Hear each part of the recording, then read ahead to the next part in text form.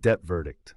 DV02. Title: The bank that created 3.5 million fake accounts. Category: Expose corporate fraud. Target length: 1,200 to 1,500 words. Imagine checking your credit score and finding accounts you never opened, fees you never agreed to, debts you never owed, insurance you never bought. Now imagine that all of it was created by your own bank, the bank you trusted with your paycheck, your savings, your mortgage. This is the story of one of America's largest banks and how it secretly created 3.5 million fake accounts, destroyed thousands of credit scores, and cost its own customers their cars, their homes, and their financial futures. This bank was founded in the 1800s during the California Gold Rush. By 2016, it was the world's most valuable bank by market capitalization, worth over $250 billion. It had 70 million customers and more than 260,000 employees. It also had a motto: 8 is great. That phrase came from senior leadership who pushed a strategy called cross-selling. The idea was simple. Every customer should have at least 8 financial products: a checking account, a savings account, a credit card, a mortgage, insurance, investments, and more. 8 products per customer. That was the goal. And if you were an employee at this bank, your job depended on hitting that number. Branch managers were given aggressive daily quotas. Employees who didn't meet their sales targets were publicly shamed, put on performance improvement plans, or fired. Internal documents later revealed that the pressure was relentless. Supervisors held daily meetings where employees were ranked against each other. Those at the bottom were threatened. So what did thousands of employees do when they couldn't hit impossible targets honestly? They cheated. Starting as early as 2002, though the practice accelerated dramatically between 2011 and 2016, employees at this bank began opening accounts without customer authorization. They used existing customers' personal information to create checking accounts, savings accounts, credit cards, and lines of credit that the customers never requested and never knew about. The scale was staggering. According to the CFPB and the Office of the Comptroller of the Currency, employees created approximately 3.5 million unauthorized accounts. That includes 1.5 million fake deposit accounts and 565,000 unauthorized credit card applications. But it didn't stop there. Employees also enrolled roughly 528,000 customers in online bill pay services they never requested.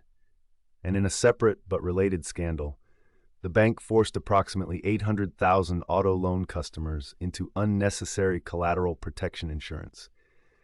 Insurance the customers didn't need, didn't want, and didn't know they were paying for. That auto insurance scandal alone caused an estimated 274,000 customers to become delinquent on their loans. According to federal investigators, roughly 25,000 customers had their vehicles wrongfully repossessed. 25,000 people lost their cars because a bank added charges they never agreed to. The unauthorized accounts generated fees: overdraft fees, annual fees, maintenance fees. Over 85,000 of the fake accounts incurred fees that customers were forced to pay, totaling more than $2 million in direct charges. But the real damage went far beyond fees. Every fake account appeared on customers' credit reports. Credit inquiries, new account openings, and missed payments on accounts people didn't know existed. All of it dragged down credit scores. Customers were denied mortgages, car loans, and rental applications because of accounts they never opened. Some customers lost their homes. The scandal broke publicly in September 2016 when the Consumer Financial Protection Bureau, the CFPB, announced a $185 million fine against the bank. At the time, it was the largest penalty the CFPB had ever imposed. But $185 million was just the beginning. The bank fired 5,300 employees, mostly low-level branch workers who had opened the fake accounts. Critics immediately pointed out that the institution was punishing the foot soldiers while protecting the generals. The executives who created the impossible sales targets, who built the culture of fear, who ignored years of internal warnings, they kept their jobs, at least initially.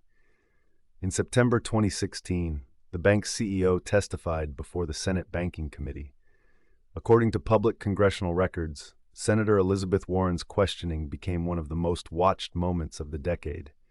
"You should resign," Warren told the CEO directly. "You should give back the money you took while this scam was going on, and you should be criminally investigated." The CEO resigned in October 2016. According to the OCC, he forfeited $41 million in unvested stock awards. In January 2020, the OCC imposed a $17.5 million fine on him personally and banned him from the banking industry for life. The senior executive who oversaw the retail banking division where the fraud occurred was fined $25 million by the OCC and also received a lifetime industry ban.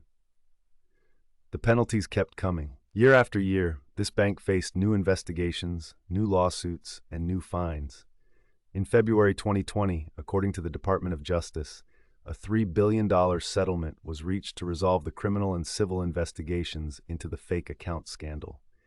In December 2022, the CFPB ordered the bank to pay $3.7 billion, the largest enforcement action